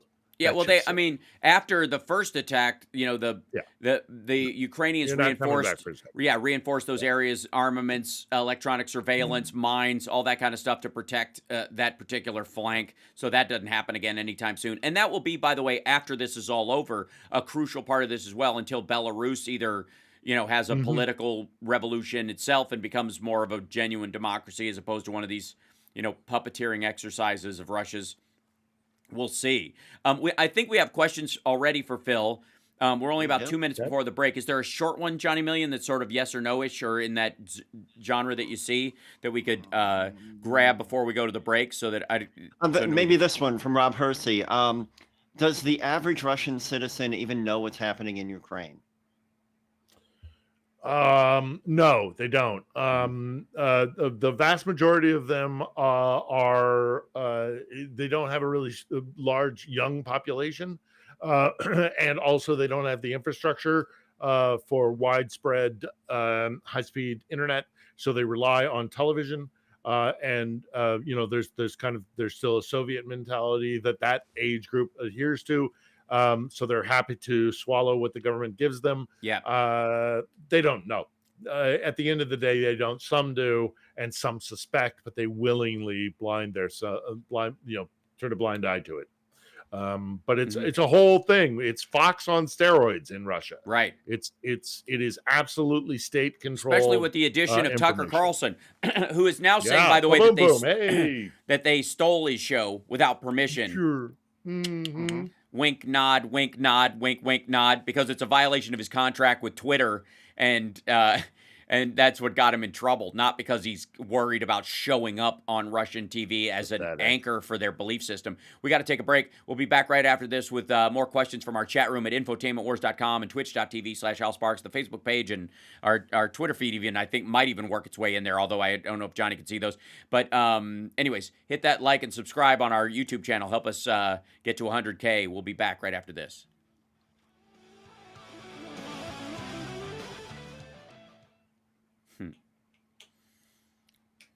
Talk about Trump's admission that he's in negotiations with Putin to free Evan Gerashenko. Well, no, it wasn't even that he's in negotiations with him. He said he would. It's a done deal. Yeah, he could free him in a day, and then Russia went. But only if it's me. Right, but Russia pushed back and said no. Like they literally were like, you absolutely could not. Just so pathetic. Well, I mean, I gotta say, I think there is a Trump has found an area where he can an easily plowable field of, this never would have happened if I was there. Well, yeah, okay, dummy, then why don't you say that about COVID? Why don't you say that about the attacks on our bases in Syria by ISIS on our service people? Why why didn't on your watch? Why didn't Russia just pack up in the Donbass and leave? And he's like, they never would have invaded. They were always there. This is an expansion. This isn't a new invasion. And, the abandonment of the Kurds. And, yeah. left them to Yeah. be murdered, and gave a I base mean, your of ours whole, to the your Russians. whole genius, foreign policy decision to go step foot into the DPRK, which only just Yeah. emboldened them and legitimized Kim. It's just Yeah, it's idiotic. Or like, again, recognizing the Golan Heights, moving the embassy, and saying Jerusalem's the embassy. capital 2020. was exactly, thank you, what Chicago, which is exactly what triggered Yahweh Sinwar to go, October 7th. it's yeah. on.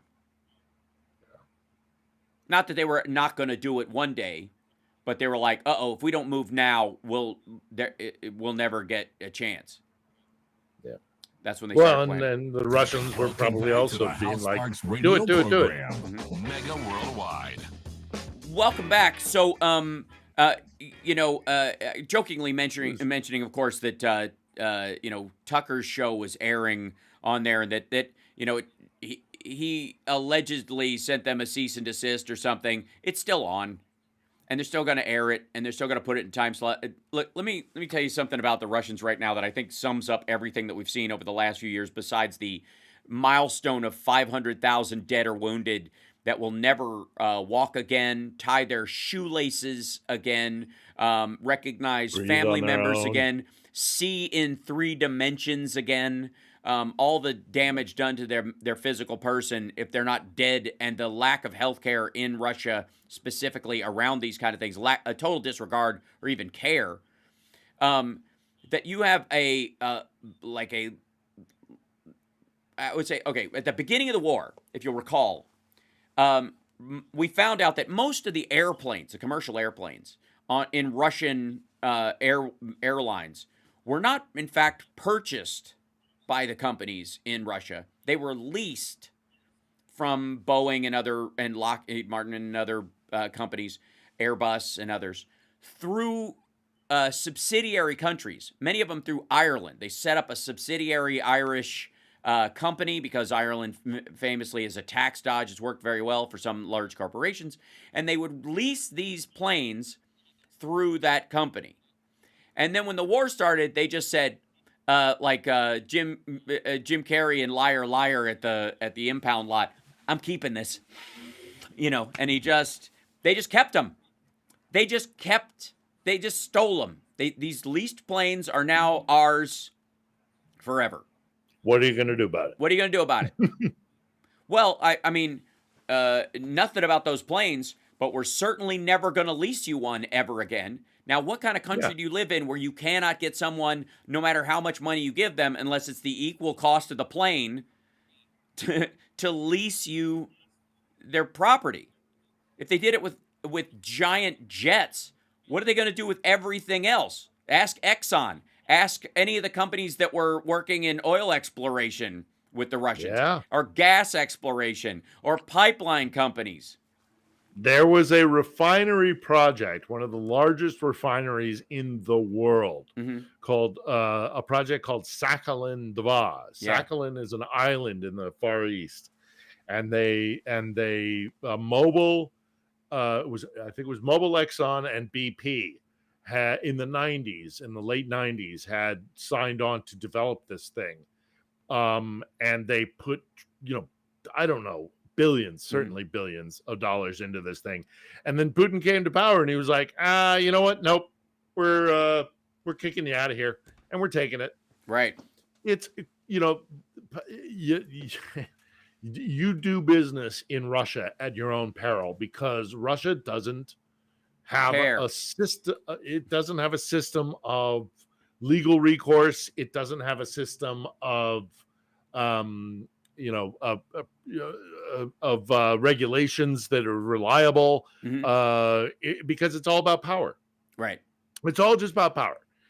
Whoever has power can make things happen, regardless of law, regulation, take your pick, investment, all the rest of it. Right. Because it's just, if I have the means and the power to do it, that justifies me doing it. Yeah.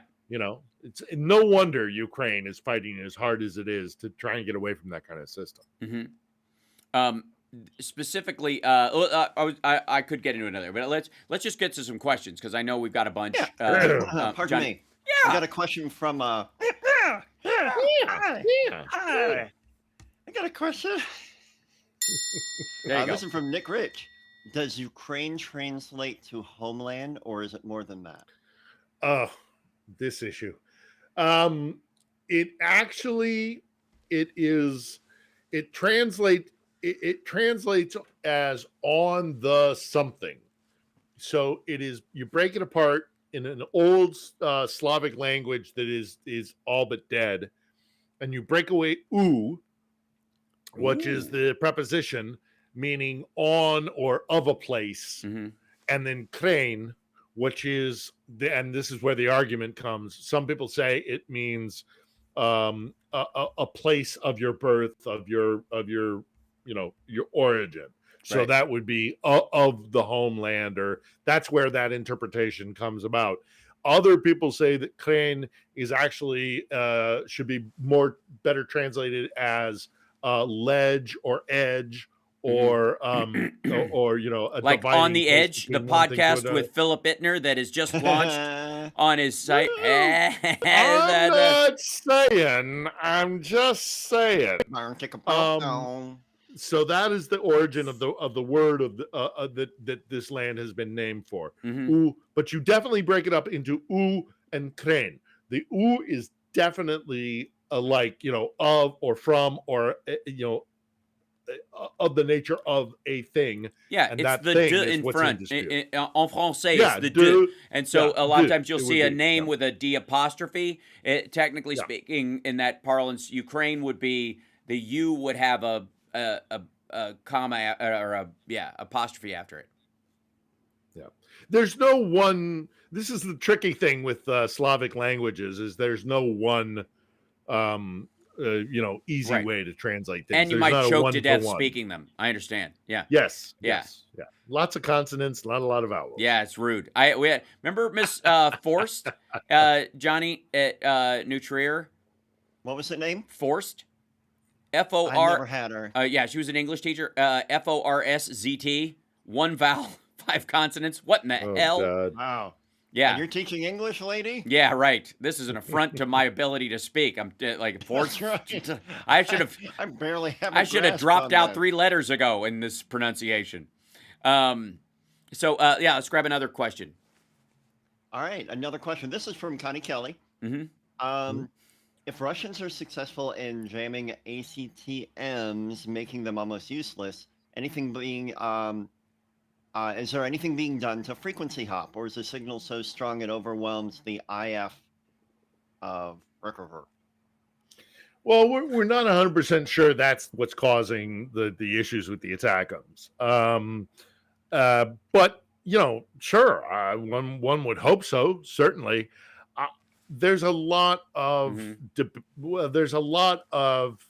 information warfare going on when it comes with to what the ATACMs are actually achieving and what they're not achieving, and what Russia's air defense is against the ATACMs, and whether it's effective or whether or not that's they're spinning things.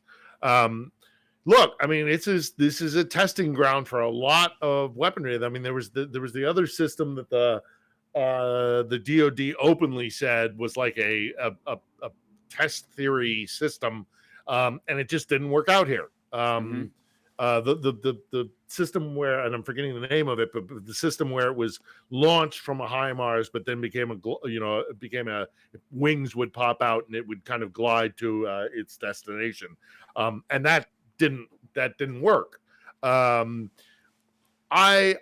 think we need to hold judgment about the ATACMs yet, because they haven't actually been used in to their full force yet. We haven't seen them in 100% operations yet. So let's see how that goes. Yeah. I mean, you're not going to have 100% hit on anything.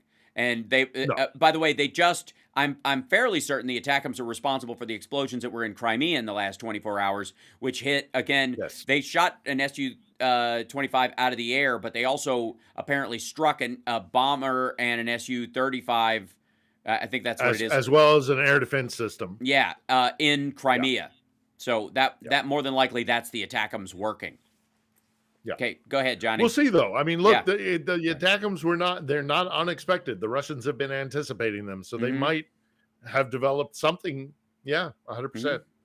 Let's Damn you, hold Chat off on judgment, though. GPT. No. Okay. Go ahead, Johnny. So this is from Task View. What's the feeling about the U.S. not allowing Ukraine to use weapons in Russian territory? Here in Ukraine, they're furious. I mean, they're frustrated. It's difficult because they can't be angry at the United States. Although sure, their emotions run high and people do get angry at the United States.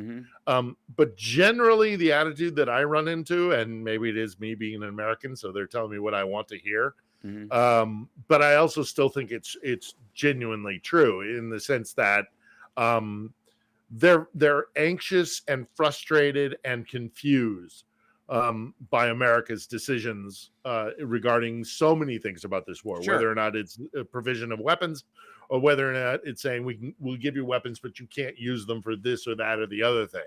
And also the mixed messages, because Blinken came here and said, yeah, once we give you the weapons, you can do whatever you want with them. And then Austin walked that back, and the White House walked that back. So they're frustrated and confused, but there's very little anger. Although it does exist, because they're like, how can we be angry at a country that is giving us a weapon? We're just not happy with the way that they're giving us the weapon. Yes. They're not dumb people. They get it. Yeah. But they're like frustrated and confused and like, we don't know what the deal is here. Why are you Americans doing this? I would like to remind everyone that in the lead up to the war, it was the Biden administration that was telling the Ukrainians, Russians are coming, it's actually happening, and they didn't believe it at the time. There's a reason we have more intel than they do all the time. And it may be that they're saying, don't shoot into Russia on these things for these 6 particular reasons. At some point, though, once something that's going on there passes, or they get past a certain point as far as their resilient force or their available munitions, or we give you better targets, don't waste that stuff inside there, because you can just wait till it crosses the border and you can handle it as an escalation. That might be the back and forth on it as well. Just is my that's. But my, also yeah. there's also speculation here, and it is, and I don't know if it's legitimate or not. But with the anger and the frustration, and again, anger reserved, but nevertheless there. The anxiety and the frustration, there does come this kind of like, well, why would the Americans do this? And there is this growing, I don't know if it's growing, but there is this belief here where it's like, well, they just want this war to continue. They don't want a resolution to it because they're afraid of a defeated Russia. Or there's the there's the kind of conspiracy theory, that gets spread of like, this is Biden doesn't want things to go very wrong because this is an election year. And look, people are going to do this kind of stuff if they don't get exactly what they want. But let's not read too much into it. Again, I think some of this is very performative, that they kind of have to do this like public debate of whether or not to allow Ukraine to fire into Russian territory. But ultimately, we are going to let Ukraine fire into Russian territory, as we should. Yeah, Steve, it will happen. Steve in our chat said, why do countries not believe the U.S.? Didn't Israel ignore our warnings too? Yes, as did Russia, by the way. If you recall, when that theater shooting happened, our State Department warned Russia that they were going to have a terrorist attack inside their own country, and they ignored it. But, I didn't ignore it entirely. That's not fair. They gave the detail of that warning to some of their social media influencers and their mill bloggers to use it as a predicate that America's going to attack us, so they're pretending they care. When in reality, double bluff. Yeah, right. We really did warn them. It really was exactly who they said they were. Like, ISIS had to come out and say, prove that the video came from them. They literally had to post video of the slaughter, and I unfortunately watched a good portion of it. I tapped out after a certain bit, but once It's the verified video of the killings inside that place, which were brutal and disgusting, came from ISIS itself. And Russia, you know, in their attempt to blame us or to Scott Ritter their way out of this, you know, didn't want to either take responsibility for letting something like that happen, or they wanted to try and use it against Ukraine or somebody else, and it just wasn't true. They didn't listen. And even then, even in that situation, when the United States is warning Russia that they have a terrorist attack that's coming, that maybe they took a little action based on what we said that we don't know about. Doesn't seem like it, but if they had, it was 100% because we let them know. And I guess we could just, when these things happen, keep quiet and get rid of the duty to warn even to countries that we're adversaries with, and just let them, you know, reap what they sow. But we're better than that. Let's grab let's take a break because we're right at, we went past the break point. So we'll be back right after this. It's the House Sparks Radio program, Mega Worldwide, now with 100% more. Johnny Million. Philip Bittner has a new podcast and a video stream called On the Edge. Please check it out. Some of the topics on it are very difficult, we understand, but they need to be heard. We'll be back.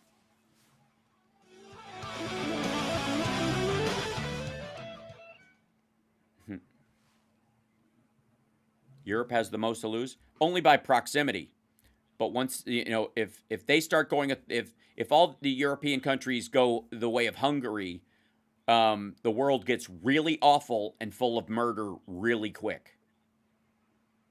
And it breaks the transatlantic alliance, alliance and friendship and the trade agreements and all the rest of it. Which, by we're the better way, together. Is a great thing if you want to build the success of America on the on piles of bodies overseas, just for shits and giggles. Sure.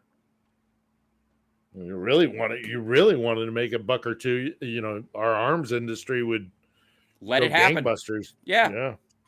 Let Russia win this, and then there'll be this nonstop us just like people will be buying guns on both sides of the conflict.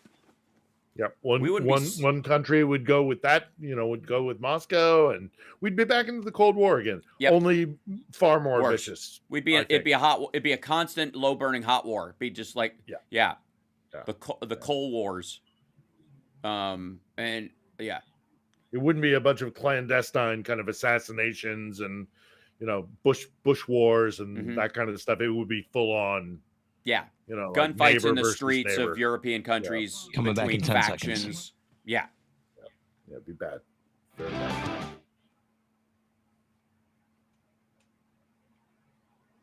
I am happy, you are happy, let us be happy together, whether the weather is cloudy or sunny. I will always be your funny honey bunny. I am lucky, you are lucky, let us get lucky together, whether the weather is cloudy or breezy. I'll be there to say, hey, come on, let's take it easy. 'Cause isn't it nice to have the friends that you do? And isn't it nice that the sky is so blue? And isn't it nice to say I love you, chugga chugga choo choo, woo woo.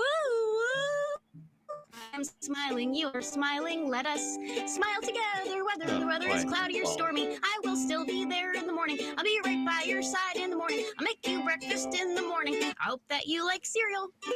Yeah. I don't know what is going. Quit it. I don't know what is going on. Wow. What are you doing behind him while you're tickling? Yeah, I don't need to know. Wouldn't you don't need to know. No, I wouldn't. No, don't ask, Johnny. You started off the pegging. Right. Yeah, the less you know, the better off you are. Also, you were holding up an Orioles towel. Yeah, I got this from one of it. She's not in the chat right now, but Daphne sent me a little Orioles care package. She got this for me at opening day. And Hal, you're gonna love this. You will not believe what else was in my PO box. Oh, that's amazing. Dear. Yeah, that's the Eric Carr makeup kit. No, it's Eric Carr's, like the Eric Carr version of the Kiss solo album. So Eric Carr. Yeah, it was re-released for it's an album. Day it's this a CD. Year. Yeah, it's what'd you say, Johnny? It was re-released for Record Store Day this year. Yeah. So the original Kiss members all had the makeup single solo records, which are great. Everybody always says Ace's is the best. I think Paul's is the best, but that's the whole point. Right. But the point was Eric Carr was their second drummer. He filled in after Peter left, and he died of cancer in 1991. He was in the band for way longer than way Peter. longer than Peter, and saw them through so many phases of like basically on their ebb and then back to a heyday. In the God Gave Rock and Roll to You video, he did not play on that recording, but he had cancer so bad that he couldn't play on it, but he wanted to be in the video because he was wearing a wig in it because of the chemo. He was a good soul and a sweetheart, and he died on the same day as Freddie Mercury. So a lot it Totally went overshadowed. totally overshadowed. We would not have been friends as teenagers, Hal. I was a new decidedly waver. punk. Oh no, I was punk. I was, and we What hated kind you of He'll playing say punk? that every glam chance rock. you give him, he'll say how punk he was. Husker Du. Okay. Kind He's so of alternative. Yeah. You're so edgy. I wasn't British. I was more American punk. Sure. Yeah. Ramones, Bad Religion. Dead Kennedys, Bad Religion. Yeah. I still to this day adore. Boy. Plasmatics. They have songs. Yeah, but I've never heard of they but as a recorded all teenager, these songs. And as a released them. teenager, we hair rockers and punks. Boy, we didn't exactly. Yeah, get along. I have this thing about acquired skill that I just can't shake. But still, like the Plasmatics and Motorhead would have been our bridge point. No, don't got a bone. I don't have a dog in this fight. I was a young punk back then. I understand. I saw Green Day. Back when they were actually punk. All right. If he tells that story again, I'm gonna get up and dance to it. I saw Green Day in California when they were. I did in still... Berkeley. Well, it's in a very Berkeley small with club. in a venue man. about like 200 Yeah. people. I'm telling you. Yeah, man. sure. Well, they weren't punk. They were just mad at the low turnout. That's different. No, they weren't. Yeah, no, they weren't. They weren't particularly punk. Every band sounds more punk when nobody shows. That brings us to Trump's Bronx rally. Less than 3,500 people in a venue that holds 5,000. And his whole story about outside there's a line that goes for block, which is my favorite, or goes for mile. Goes for mile.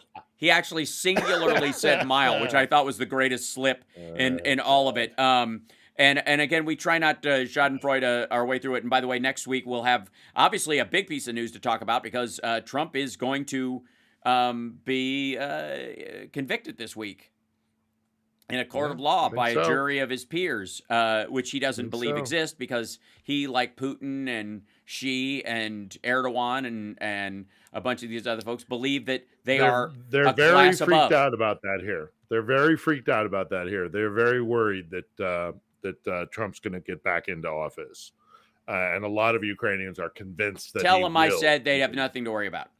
That's exactly what I have. And all I do is I'm just right all day long. Let's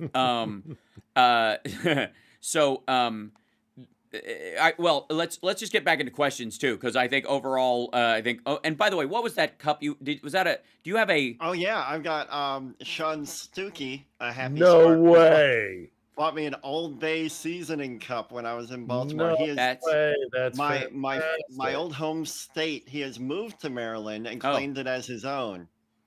An Old Bay coffee mug. That's hilarious. That's fantastic. I love it. Well, you can't love me some Old Bay. You can't go wrong.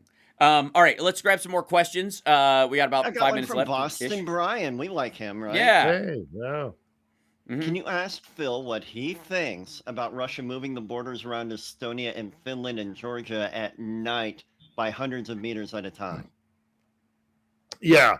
Not only that, but also rewriting announcing that they were rewriting their maritime treaties, holdings. Yeah, right. I mean, this is what they do. They hope that nobody will notice, or that if they notice, that they won't do anything to counter it. That they also kind of cynically, and I talk about this with Ambassador Yelchenko on tomorrow's episode of On the Edge, is that they don't actually believe in international law. They only use it as an instrument to beat up on the West and to maneuver the West and to use the West in its own desire for there to be international law. So they're hoping it gets caught up in courts and all the rest of it. You look at what they're doing in Georgia, where they kind of like every year they just from a war that happened in 2008, in which they kind of seized certain breakaway republics. They literally moved the border by like 6 inches at night when nobody's watching, sort of thing. And they just hope that nobody's going to make a stink about it, or nobody's going to notice. Or too late. By the time it happens, it's too late. It's that. Yes, and it's too late. It's a fait accompli. It sounds like Trump and nobody's going to try and reverse it. It sounds like Trump and his legal plot, which is like use the legal system. For years, he's done this in New York. Use the legal system's own, protections against people being decimated by the legal system to overpower it, flood. He was Roy Cohn famously telling him, just lie your butt off, and then flood them with paperwork so they never get to bring you to trial and it'll never happen. Now he's not, reaching that, and it's the why bring a knife to the murder when I can just use your kitchen knife that's waiting in the kitchen, right? That's their the cynical, disingenuous kind of, oh my goodness, you're breaking international law, or this, that, or the other thing, or this protocol or that protocol, when they don't really care about it. They're only actually just using it as a weapon to try and get what they want. And you're 100% right. There's no difference between Trump and his abuse of the legal system, domestically within the United States and what Russia does. He doesn't believe in it. Stage. He believes he should be above it. Same thing. None of the Russians. Same thing. Yeah. Right. That's why they're not means to an end. Birds of a feather. So let's see. We got about a minute. Let's grab another one, Johnny, if we can. Real quick one. Yeah. Let's see here. This is from Task View again. Is Ukraine involved with the protesters in Georgia in any way? Probably not officially in any capacity, but certainly there are Ukrainians who are in Georgia, and certainly from Ukraine and there Russians. Is widespread support, and there are Russians in Georgia. That's right. That too. This is all one fight. And as a matter of fact, it's not just a fight from the former Soviet satellite republic states. It's our fight too, because, they're killing people here, and the fight is blood and flesh. But in the United States, it is an attack on our body politic, an attack on our mind. If you have been feeling very disjointed and unconnected from what is reality in the world, that is part and parcel of Russian information warfare. Yeah, I am not saying it is exclusively that, but it is certainly a percentage. They are attacking us. It's the tipping point amount. Yeah, they're attacking their neighbors. They're attacking this country, Ukraine, and they are attacking the West. Only in terms of like messing with your mind. So we need to wake up and recognize that Moscow, and Putin's Moscow in particular, is something that needs to be also 100%. By the way, just to put my fingers on the scale of this, and we're out of time or whatever, don't forget Johnny Million has a live Twitch show / YouTube show at It's Johnny Million. On the Edge is Philip Bittner's new podcast, which is launched last week and has got new episodes, I guess, weekly. New episode tomorrow. Is that Sundays. Russia's not just doing it to us and the West. They're also doing it to China. They're also doing it to North Korea. They're also doing it to Brazil. They're also doing it to all the BRICS countries and African nations in the Middle East. Nobody trusts them anymore, even the ones that have to do business with them. That's a terrible place to be. We'll see you guys next week. Take care of yourself and take care of somebody else. It's the House Sparks Radio program, Mega Worldwide. Thank you, Chicago. You guys rule. In Chicago. Yeah. Excellent. All right. Thanks, guys. Well, thank you. Yeah. All right, guys. Chicago. All right. Go get something to eat, Phil, or sleep, or whatever you're doing at this hour. No, dinner. Yep. And all right. And yeah. I'll talk to you on Wednesday. Absolutely. All right. Cheers. Hold on. All right. Take care, Johnny. Yep. You too, man. There's Johnny. And you, sir, what are the tracks on the Eric Carr album? They're kind of wild. Yeah. A lot of re-releases. Like Eyes Lil of Caesar? Love, Somebody's Waiting. No, that was actually there's a different like Eric Carr demo album that has those kinds of things. Oh, okay. It's Eyes of Love, Somebody's Waiting, Heavy Metal Baby, Just Can't Wait, Mad Dog. I think that turned into a Kiss song. You Make Me Crazy, Nightmare, Too Cool for School, Mm-hmm. Tierra, which I think I've heard that before. Can You Feel It? Nasty Boys. And then jamming around Obla Di, Obla Da, and Stranger. It was produced and mixed by Bruce Kulick. But okay, so little inside scoop. Bruce Kulick has been doing these like live things where he plays the solo on Twitter and the like. People should check those out. He's Yeah. a lovely human being, and he's Oh, a he really really great player. seems And to it's just be. effortlessly talented guy, but just kind of really because he's in, he was around people like Gene and Paul. He's just kind of got his personality is muted to a level that Yeah. it shouldn't be. And he's absolutely right that Gene and Paul squandered the final shows. Yeah, and that, or yeah, They should. It doesn't matter. They should have just brought everybody out. Mm-hmm. Well, And here's made what I everybody think. happy. Here's what I think. Here's what I think is in the future. I think give him a year. Give Paul time to have his voice heal because he needs time. That's the only thing that'll do it. He needs basically 2 years. And then Kiss Nation happens in Las Vegas or something. Not a touring thing, but a residency. And we bring back all old friends, and it becomes a Kiss convention kind of a thing. And the big company they Maybe so. sold the stuff to licenses the thing, and then they do it in the Sphere or something. It's absolutely. So I wouldn't rule that out at all.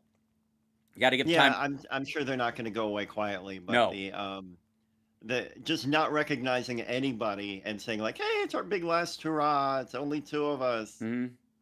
But I mean, they're the ones who made it to the end, right? And we're there from the very beginning. So it really kind of is the story of that duo, whether we like it or not, because we associate the four, but only because they made a point of it, right? They made a point of like, Sure. Paul used to say, from our point of view, there's 4 stars. That was the idea in the beginning, but it wasn't actually true. Peter's solo effort didn't work very well. His own songs that he wrote didn't work very well. He ended up singing better on Ace songs. Yeah, but it's for me, it's more about the like pragmatically, yes, it's because of those two. But as far as like doing a We've lost the celebration chat that's not entirely just at this point, but I completely don't selfish. We've lost the chat entirely at this point, but I don't care. Oh, I love good. you guys. Yeah, I like it when I see a bunch of Z's in the chat. Right. Yeah. But yeah, I hear I can hear both sides of that being as Libra as I am. But I will say that like I love Eric Carr and I love his playing, and I it was so fucking heartbreaking when he died. Yeah. That I really miss his endeavor. But anyways, the inside thing I was going to tell you. So Oh, yeah. during those little things where he's showing solos from like All Night or whatever, that kind of thing, and he in the graphics of it, they had a not unlike the Eric Carr painted solo album cover that you have. They had he showed a Bruce Kulick shirt from Asylum with just his face on it. Just the Nice. Bruce one. And I've never seen it. So I saw it in the thing and I was like, I went scouring the internet. I was like, Yeah. where is that shirt? Because I want it. Because I like Bruce. I know him now. Yeah. I did his roast or whatever. And I would gladly wear that on stage when I'm performing music, especially because I love the dude and he's such a sweetheart and a great talented player. And it doesn't exist. Like it was a mock-up at least, or a temporary one. And I was like, damn it, I just couldn't find it anywhere. And then I get a text because I wrote a tweet to him. I was like, where can I get that shirt? Right? Yeah. Because I couldn't find it. And I was half joking. And I get a text from him. What size are you? Aw. Yeah. Yeah. Isn't that awesome? That's pretty amazing. Right out of the gate. Just what size are you? And you said, itty bitty. Yes, I'm I did. just a wee little fool. I said small because I'm SM I need all. a tidy t-shirt. Yep, I'm SM all. Why did he call me small? Small. That's Cannonball Run, baby. Yes, right. Why'd he call me a midget? Because you're small. SM all. Yeah. Look at Ryan says Eric Carr forever. Bless you. Yeah, agreed. Yeah, right on. I like Eric. I mean, his version of Young and Wasted live from. God Can you damn. imagine playing those drums and screaming that song at the same time? I've played the guitar riff and sang that song at the same time, and God. it's work. It's work. It's top of his range from top to bottom. Yeah. And nailed it. So and I mean, I just I mean, he killed everything that they put in front of him. They're like, you're gonna sing this song like this was a Peter song or whatever. You're going to play this, and he would just bring everything to Good. it. Yeah. Sweetheart of a human being. Such a sad passing. Such a talented dude. Yeah. Like, what was it? Eric Caravello or yeah. Yeah. Yeah. Yeah, Caravello. Yeah. So he went with Carr. I think that was Gene's edition, like what we'll call you or something at one point. But I don't know if it was Yeah, he Ben. did definitely need to change that name. And Mhm. I remember seeing a picture of him in one of his earlier bands, and he had a great mustache, kind of like Bruce Yes. did. Yeah. They all went through their Three Dog Night, era Yeah, right. phase. Yeah, exactly. Yeah. Yeah. Just this business. Yeah. I mean, Yeah, I gotta gotta say, do it. it works if you don't feel like having, like this business all the time, or Yeah. sideburns comboed. It's a little more work, but it's it's iconic. Yeah. Gets a little more Lemmy then. It does. Yeah. Anyways, I love you. I'll let you go. I'll talk to you All right. later Love on. you Chat too. room, thanks for putting up with us as we discuss these things. But it's just, this is what we should be caring about. I look forward to the day Exactly. when, this can be the height of arguments will be, best solo record. Who should have been in the Final Kiss concert? Yes, That's the exactly. height of If argument. these are Yep. your problems, you're in a good space. And increasingly, that's where we should go. So, anyways, love you, brother. You're awesome. Love you Talk too. to you later. Bye, everybody. See you later. There he goes. Ladies and gentlemen, Johnny Million. I'm Hal Sparks. It's Hal Sparks radio program, Mega Worldwide. I'm on every Saturday. If you, if you get a chance, you can come and visit us. I also live stream during the week, 5 days a week. On top of that, which is Monday, Wednesday, Friday is a morning show, 9 a.m. to 11-ish is the morning show. And then the afternoon show, which is our, daily live stream where I break down as fully as I can entire clips from the right wing so that they can't say they were ever taken out of context by yours truly. And I live fact check them with comedy and stuff. If you're new, please come and join us. Share, like, subscribe, all that kind of stuff. Help us grow the channel. If you've been around for a little while, maybe think about becoming a Patreon subscriber, patreon.com/HalSparks. You could be on there as an annual giver or monthly if you decide after a while, like this dude. Totally fine. $5, $10, $20 a month, whatever you want to help. Or you can, partner with other, like-minded people, $5 on my Patreon, $5 on Boston Brian, and $5 on Texas Paul or something, and $20 a month and Steph's. So, for $20 a month, you're supporting 4, different voices in this and helping us, be that rising tide that lifts all boats. But again, I'm gonna tell you this, and I don't like to end the show on a downer, but the world isn't gonna end, and Donald Trump isn't going to be president ever again. So I'm sorry. I know some people are counting on it, mostly the pro-asteroid crowd. Sorry, tough shit. We're all going to be around for a very long time, having a good time all the time, Marty. That's my philosophy.